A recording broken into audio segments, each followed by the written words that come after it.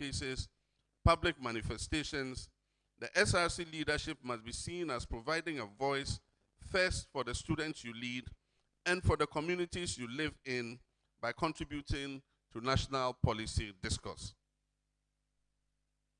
Our years as student leaders were the period when the voice of the student front was the loudest on all matters of national and international importance. Indeed, we marched against the proliferation of nuclear weapons in the world. We held demonstrations calling for freedom for Nelson Mandela. We protested the US blockade of Cuba.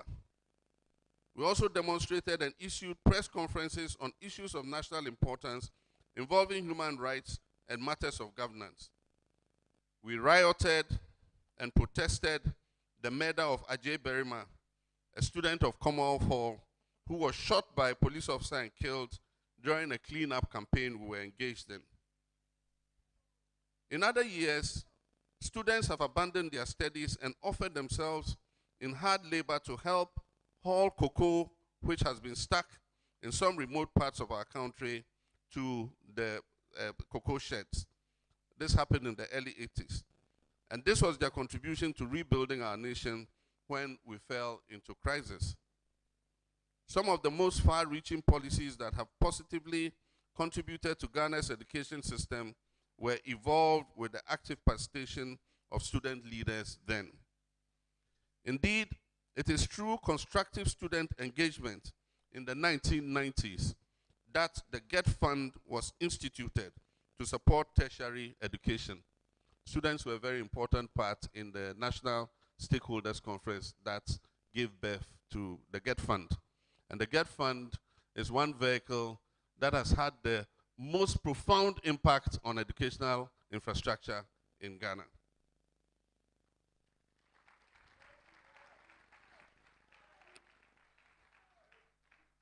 And so the sustenance of the GET Fund, of which you were among the midwives, for example, is an area that should attract objective analytical voices of your SRCs and student movements through memoranda to Parliament, demonstrations, and other forms of manifestation. Currently, your GET Fund is anemic because of government's capping of the fund and government's collateralization through the use of the Dachi bond. This directly affects you as students. Many projects on your campuses have stalled because of the reckless attitude of this administration. Thousands of projects in secondary and basic schools have come to a halt because the GET Fund has no money to complete them. And the GET Fund has no money to complete them because government has borrowed ahead the monies that should come into the fund.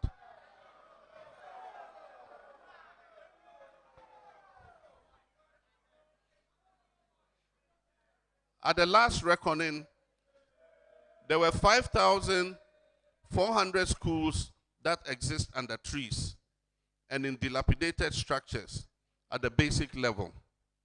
Research by a coalition of civil society groups in the educational space shows that only 17 out of this number have been replaced since this government announced a program to do so in 2021. Contrast this with the fact that between 2010 and 2016, the NDC government awarded a total of 2 schools under trees for construction. And out of the 2,936, by the time we left office in 2016, 2,031 of them had been completed.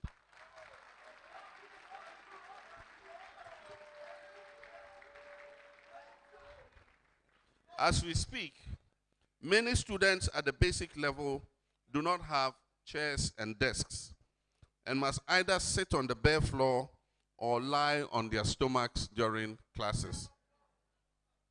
For 4 straight years, textbooks have not been supplied to schools. And one can only wonder how teachers and students alike are coping in our basic schools. For 6 consecutive terms, the capitation grant has not been released to schools. It is important to stress that it is this capitation grant that is used for basic inputs such as writing markers, chalk, attendance registers, among others. And therefore, the non-release of the capitation grants is affecting schools at the basic level. We are all familiar with the numerous demonstrations and strike actions embarked on by school feeding caterers over the non-payment of their monies due them. In the last few weeks, suppliers of food to the buffer stock company, which in turn supplies this food to senior high schools, have staged a sit-in action at the premises of the buffer stock company to demand the over 200 million Ghana cedis that is owed to them. In addition to these, the erratic academic calendar at the senior high school level, inadequate infrastructure leading to overcrowding, insanitary conditions, intimidation and victimization of school heads and teachers have created a toxic environment in our educational space. And in all this, it is expected that the voice of the student leadership will be heard. At the tertiary level, you are all too aware of the severe accommodation shortages on your campuses and the astronomical rents and fees that you must pay to secure accommodation nearby.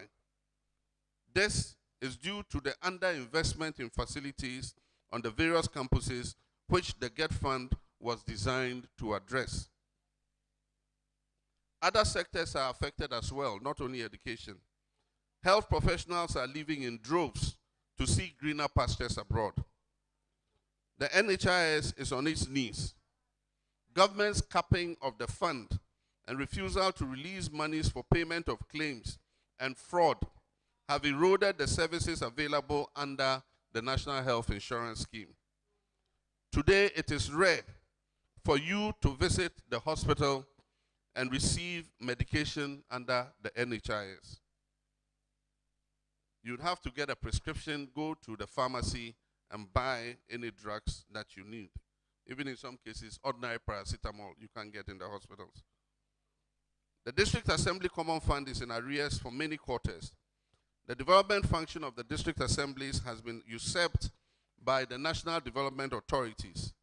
It makes it impossible for these assemblies to meet their obligation in sanitation and rural infrastructure development.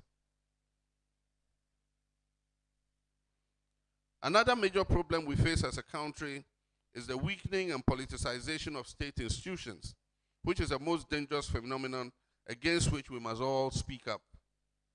The effort by this government at total dominance of the state and its institutions and the tendency of these institutions to operate like extensions of the ruling party give cause for serious concern about the direction of our country and the freedom of its citizens. The 1992 Constitution stipulates the separation of powers and establishes independent state institutions for a reason. Under this government, the lines of independence have been blurred, and I dare say they have been eroded. Otherwise, how can a duly elected member of parliament be singled out and asked for trial at a time when other people standing trial for even more serious and violent offenses do not go to court every day? Clearly, the justice system has been hijacked and the office of the Attorney General has been weaponized. How can a state institution act this way and expect to escape the legitimate suspicion that it is acting in concert with a government or party to the disadvantage of the opposition in parliament? How can we accept as a people that known card-bearing members and activists of the ruling party get appointed as commissioners of the Electoral Commission, which is supposed to organize and supervise elections as the neutral arbiter? How is it acceptable that senior police officers are clearly heard on tape, conspiring for the removal of the head of the institution so that it can pave way for elections to be rigged? Our economy is in tatters and on the verge of collapse. It has been mismanaged into an unprecedented, embarrassing credit rating downgrades, hyperinflation, a collapsed currency, widening budget deficits, and a very painful cost of living crisis to stave off the total collapse of our economy. And even when it was obvious that this government had to go into an IMF, likes to call a domestic debt exchange, and that which over 100 domestic debt exchange, and that which over 100 billion Ghana cedis belonging to millions of Ghanaians have been expropriated. And when the minority said there were going to be haircuts, the President of the Republic came and said, there will be no haircuts. But today we know that there are haircuts, and that what he said was not the truth.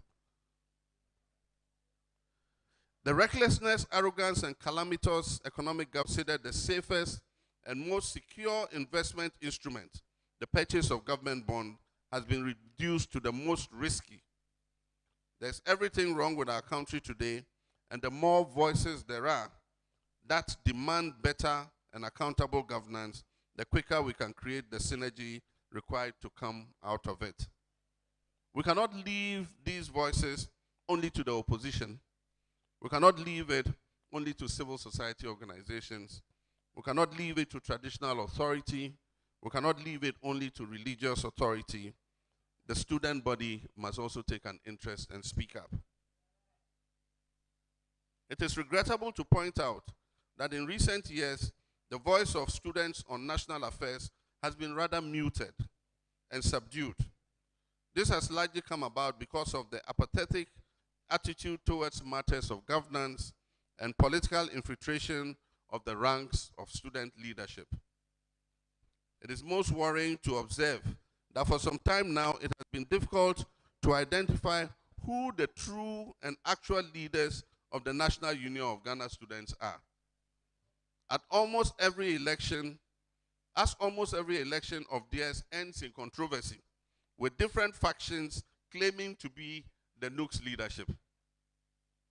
This sort of 70s, 80s, 90s, and early 2000s must be revisited so that your much respected voice is once again heard on issues that matter most to our country.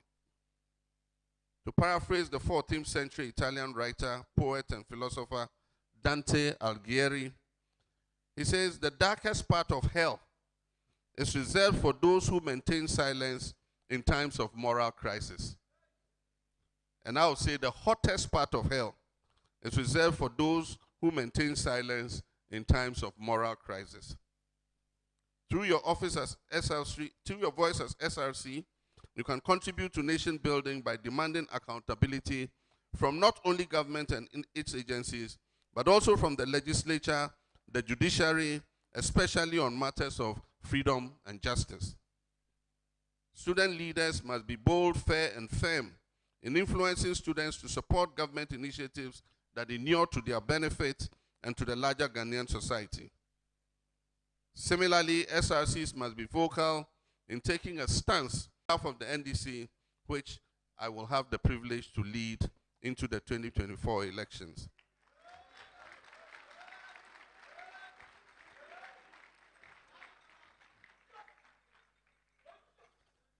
I have committed the next NDC government to restore prudence in economic management, ensuring macroeconomic stability to ease the suffering and pain of our people, and the strict enforcement of public financial management laws to and corruption.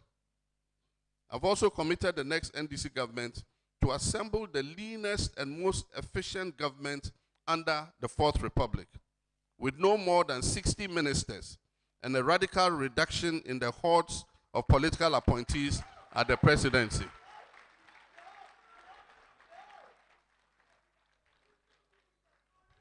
And I said earlier, and I wish to repeat, that under my administration, the payment of ex gratia will be abolished.